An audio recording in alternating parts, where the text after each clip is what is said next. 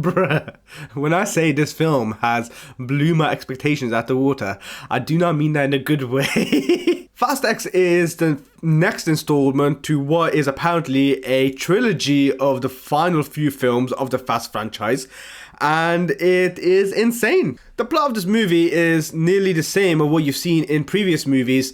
Dominic and his family are threatened by a madman who wants to basically kill him and everyone. But in this case, the villain is Dante Reyes, played by Jason Momoa, who is the son of Hernan Reyes from Fast 5 that came out 2011. It's a bit funny when you think about it, because it's like every Fast and Furious film that comes out, the producers are literally inside the writing room and they think, okay, how do we somehow make this film ridiculous? Or how do we make it bigger than what we had before? Oh, let's add a submarine. Oh, let's go into space.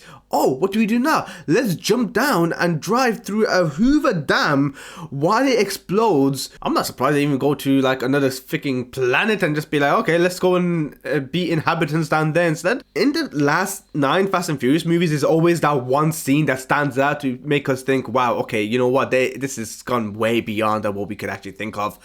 But no, this film is like every scene is there. It just goes up. It goes up another and another in a scale of ridiculousness. First, you have the bomb that is going down Rome, and Jason Momoa trying to blow up the Vatican. And then you have John Cena's character Jacob with his nephew in a car with almost like rockets attached to his vehicle and exploding people out the way.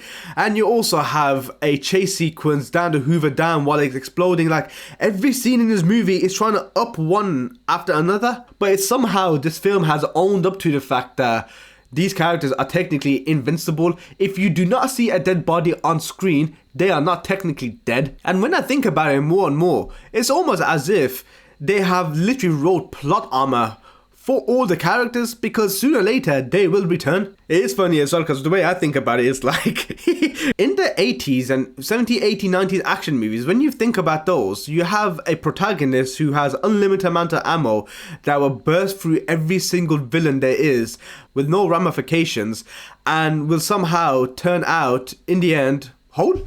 But in this movie, they try to do the exact same thing with the formula. I swear, I think the writers were on coke. I think they were literally coked out in the writing room, and the producers thought, you know, let's make this the most expensive Fast and Furious movie. Let's throw $300 million into it. And with that budget, a lot of it went towards the CGI, but also probably bringing back some of the characters. And I'm sure not many people would actually not realize this, but Dwayne "The Rock" Johnson was announced to come back in Fast X, and this was supposed to be a surprise reveal, but for some reason, Deadline reported it days before the film even came out in cinemas, and I was like, bruh, like, I thought this was supposed to be a cool reveal, but no, Dwayne "The Rock" Johnson apparently appears back as Luke Hobbs in the post-credit scene of Fast X. And I said this before in my previous videos, that they were rumored to doing reshoots for Fast X, and it kind of made me think, who are they going to bring back? You would not do reshoots for this type of movie unless you're bringing someone back or someone's going to be added into the film.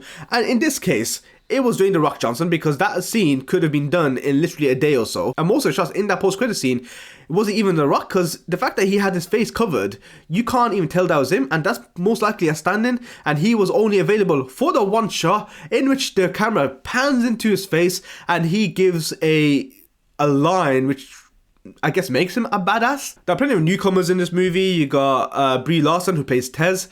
You've got Alan Richardson, who plays Ames, and you've got the notorious Jason Momoa, who plays Dante, who I think gave a phenomenal performance. I genuinely think the 3 characters which they brought in had a lot more to offer than the rest of the cast, probably because the rest of the cast are fatigued from making the last 9 movies. But regardless, they did a lot more in this movie than everyone else did. Granted, they even had less screen time compared to everyone else. Jason Momoa actually gives a great performance as a psychologically broken sociopath that has no morals and will just kill anything and anyone in his way. And there is a scene in this movie that makes you think, bruh, this guy is out of bounds. There is something wrong with him. And trust me, you will realize what I mean when I say that. You'll see the scene and be like, That's what Tabe was talking about. The funny thing is, I just thought Jason Momoa was Joker because he was just wearing the color purple and he just suited the role, and he's thinking, I'm not gonna play the Joker in any movie, so why not just play the Joker in this? But it was actually a fun performance. I really enjoyed the charismatic presence he had on screen. Alan Ritchson gave a great performance. Brie Larson was actually a nice breath of fresh air, and I think that this film could go into the right direction. But please, if you did not like the rest of the Fast and Furious movies, this is not the Fast and Furious movie that's gonna make you think, wow, I was completely wrong about this franchise. No, this film knows exactly what it is. They know what they are. They know people are going to watch it and it will make money in the box office. So please, if you didn't like Fast and Furious 9, 8, any of them, then don't expect this film to be the one that's going to change your mind completely. It will not. But this film, it's fun nonetheless. It knows what it is. It's action-packed. It's got a lot of explosions, a lot of chase sequences.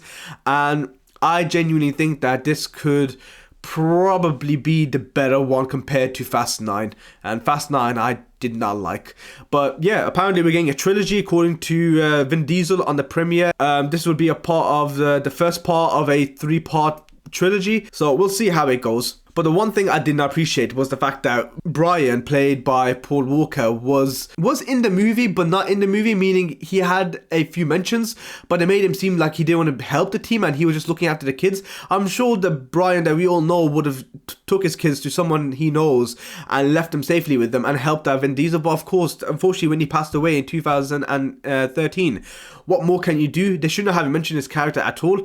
But I guess it is what it is. I don't know what they're going to do. I really hope that they do not bring him back in the final film of this franchise, because if they do, that is in poor taste. But regardless, this movie is a fun watch. Don't expect it to be a cinematic masterpiece, but it's literally a film that you can watch in IMAX, in Dolby. Just go with your friends and enjoy it.